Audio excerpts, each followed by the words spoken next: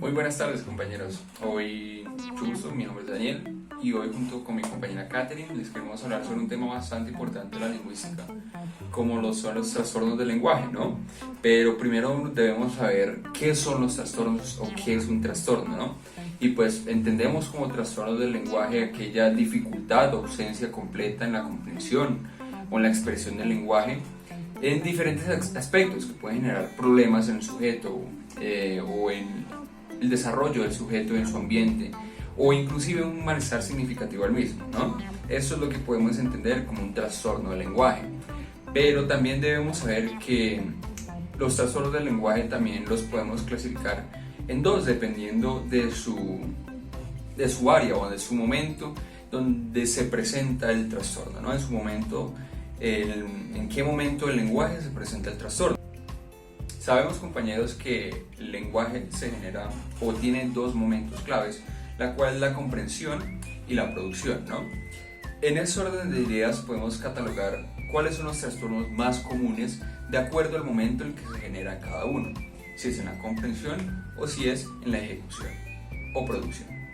Como ejemplos más comunes en la comprensión del lenguaje tenemos las afasias, que son básicamente una alteración en la comprensión del lenguaje, valga la redundancia, debido a un accidente cerebrovascular o alguna lesión cerebrovascular sufrida por un individuo. También tenemos las dislexias, por ejemplo, que son una dificultad en un individuo o en una persona, en un humano, para realizar el ejercicio de leer o para entender lo que se está leyendo. Y también tenemos un caso que es la hiperlexia, que es también una ventaja o una habilidad con respecto a la a la lectura rápida. Sin embargo, esta carece de comprensión y de retención de lo leído, por lo tanto también es un trastorno del lenguaje. Por otro lado, en el momento de la producción del lenguaje tenemos trastornos como dislalias funcionales, que es un problema donde se producen dificultades en la articulación de las palabras o en la articulación de las oraciones en sí. Otro ejemplo muy parecido al anterior son las disartrias, que son también inconvenientes en la articulación del lenguaje, en la articulación de las palabras u oraciones, pero estas vez causadas por una alteración cerebral o algo externo al sujeto que se ocurrió en un momento dado de su vida. Y por último tenemos las disglosias, que son afectaciones en la producción del lenguaje por alteraciones morfológicas en el individuo, es decir, situaciones o cambios genéticos que pueden afectar su morfología y por lo tanto su lenguaje. Un ejemplo muy claro es el labio leporino y el paladar hendido. Algunos de los signos de alarma que se logran evidenciar en niños y adultos podrían ser el habla inteligible. Seguido de esto, entonces sería la dificultad para articular palabras.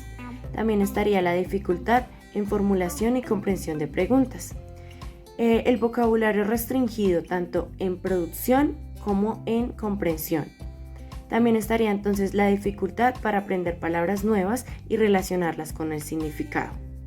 Las personas con algún trastorno del lenguaje pueden manifestar problemas sociales, emocional, de conducta y aprendizaje, por lo que podemos acotar varias repercusiones, sobre todo en menores de edad, tales como conductas conflictivas, las dificultades de comportamiento, reticencia conductual como cautela y timidez, dificultades para regular emociones, baja autoestima social y por último riesgos a sufrir abusos.